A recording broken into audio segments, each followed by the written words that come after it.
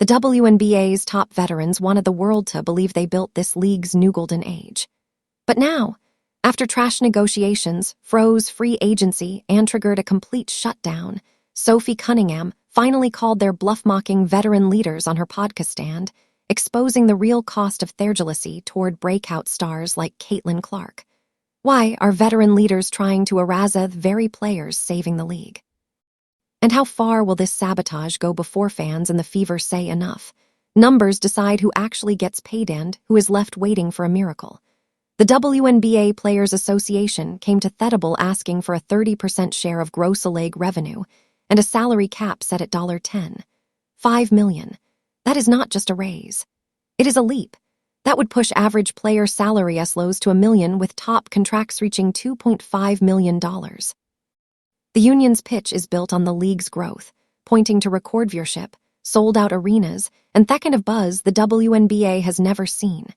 They argue that if the league is finally making real money, players deserve their cut before the league deducts for charters, hotels, or anything else. League officials flip the math. Instead of a share of gross revenue, the league wants to take out about 80% off that money first, saying it needs to cover operating costs, travel, and expansion. What remains is called net revenue. From there, the league is offering players 70% of that smaller pot with a salary cap that starts at just $5 million.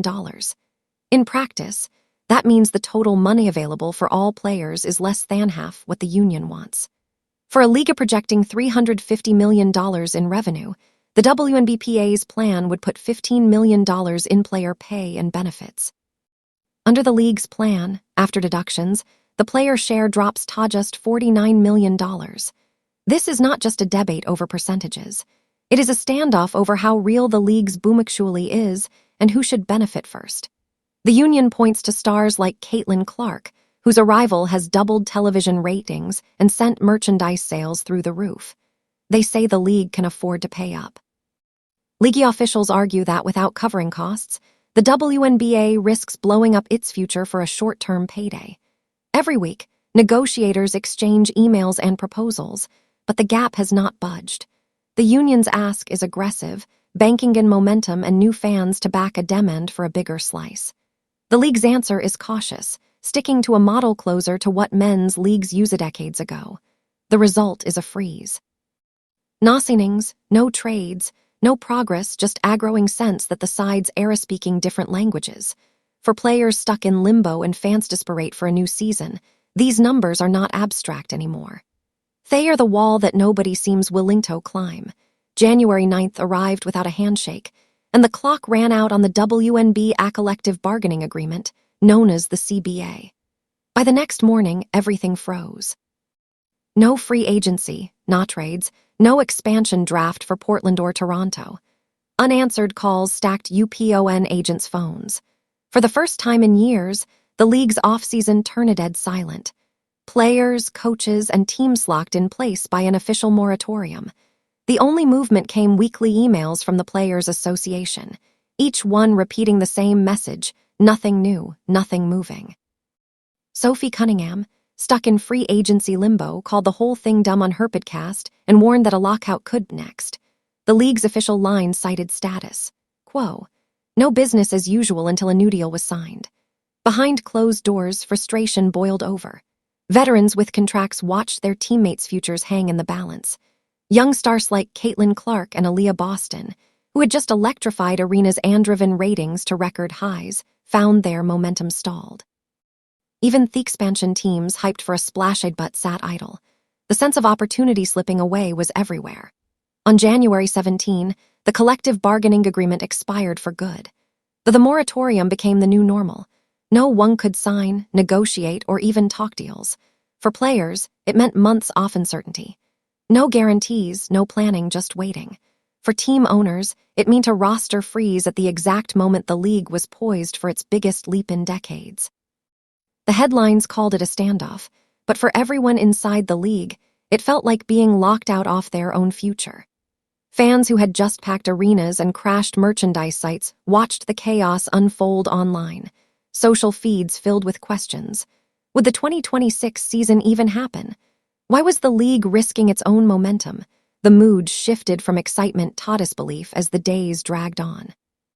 The WNBA boom, fueled by new stars and new fins, now sat on ice, held hostage by a negotiation that had stopped being about numbers and started feeling like a power struggle with no end in sight. Caitlin Clark didn't just walk into the WNBA.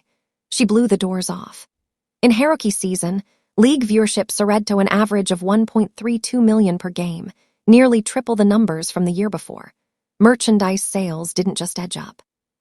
They exploded, posting a 236% spike as new fans snapped up Fever jerseys and Clark's name became a fixture in every online shop.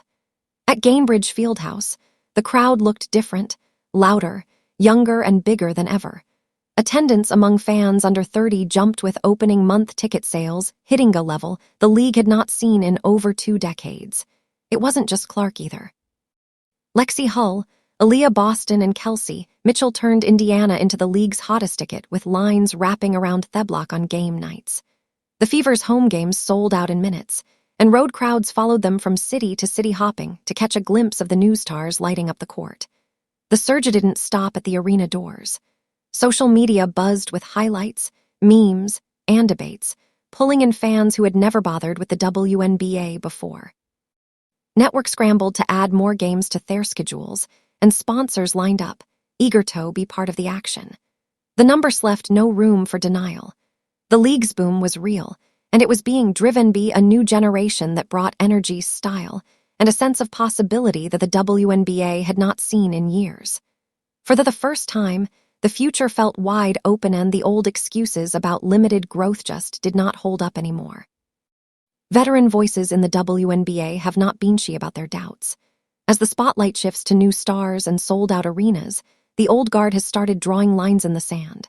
Some of the league's most established names have openly questioned whether this surge in popularity is really about basketball or simply a passing fad tied to one player. In interviews, comments such as, "She has not proved anything yet, and let's see if these fans stick around," have become a familiar refrain. The message is clear. Not everyone is ready to hand over the keys to the next generation, but the skepticism does not end with words. Over the past 2 seasons, highlight reels have quietly left out some of Caitlin Clark's most electric moments. National broadcasts have sometimes cut away from Fever celebrations and focused instead on veterans with established resumes. Even league social media channels, usually quick to jump on viral plays, have been slow to share Clark's record-breaking performances. The pattern has not gone unnoticed by fans who have taken to Zand Reddit to call out what they see as deliberate erasure. Posts comparing Clark's viral three-pointers to theme-muted coverage of her rivals racks up thousands of likes overnight. The tension plays out every night on the court. When Clark, Lexi Hull, or Aaliyah Boston makes a big play, the reaction from some veteran defenders is icy at best with stiff handshakes, clipped post-game comments, and a sense that the newcomers are still on probation. Meanwhile, the Players Association, led by veterans with deep ties to the league's past, insists that real value comes from years of grind, not just a single breakout season. As the negotiation stalemate drags on, the split between the old guard and the new wave grows wider. This debate is no longer just about money. It is about who gets credit for the league's rise and who decides what the future looks like. Sophie Cunningham did not tiptoe around the chaos. On January 15th, she fired off on her podcast, "Show Me Something," and did not bother with a filter. She said the collective bargaining agreement is so dumb right now that it is heading toward a lockout. When a CEO host asked about progress, Sophie doubled down. "No, honestly, nothing. We get weekly emails from the Players Association side off things, and it is just so dumb," she said, repeating the word until it landed. No one listening could miss the message. Cunningham was not just frustrated. She was openly mocking the negotiation circus from endless email updates to what she called a parade of excuses. The way she dragged out that word, dumb, made it sound like an inside joke everyone was tired of hearing. Players stuck in limbo, fans locked out of free agency drama, owners watching the league's best chance at growth freeze in place. Her rant cut deeper than numbers in contracts. Sophie called out veterans who seemed to clinging to power and acting like the league's recent boom is their personal victory lap. She refused to accept the idea that weekly email blasts and more meetings will fix anything. Her message was clear. The old guard running the Players Associations are out of touch and out of ideas, and that is holding the league back. Sophie also raised the issue of perceived conflicts of interest, pointing to reporting about veteran players with business ties beyond the WNBA. Those questions feed the sense that some decisions are being made for the wrong reasons. Fans noticed. The backlash was immediate and intense. Social feeds filled with anger and disbelief, and calls for accountability grew louder. For many fans, this became personal. New stars like Caitlin Clark have brought a tidal wave of attention and new audiences to the league, and they want that momentum protected. Sophie turned her frustration into a rallying cry for the new generation. And for fans who are tired of seeing growth stalled by bad negotiation tactics and internal politics, her words put the union's failures on blast and handed the mic to players and fans eager to move on. But the takeaway is simple and hopeful. Fans are standing with the rising stars, including Caitlin Clark, Lexi Hall, Aaliyah Boston, Kelsey Mitchell, and Sophie Cunningham herself. They want progress, not stall tactics. They want deals that grow the game and protect players. As the calendar turns toward the next season, the league's future feels both precarious and full of promise. The question now is whether the Players Association will listen or whether the crisis will only deepen. Refund requests started pouring in before the ink was dry on the latest press release. Fans who had waited years for the WNBA to finally break through were not about to let a business freeze ruin their season. On X, the hashtag #SaveOurSeason trended for 3 days straight, with thousands of posts, tagging both the league and the WNBA Players Association. Some fans threatened to pull their season ticket money if the standoff dragged on. Others posted screenshots of refund confirmation emails, adding fuel to a fire that was already spreading across team forums and group chats.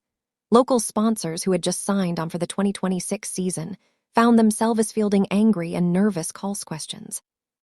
In Indiana, ticket brokers reported a spike in refund requests within 48 hours of the moratorium announcement.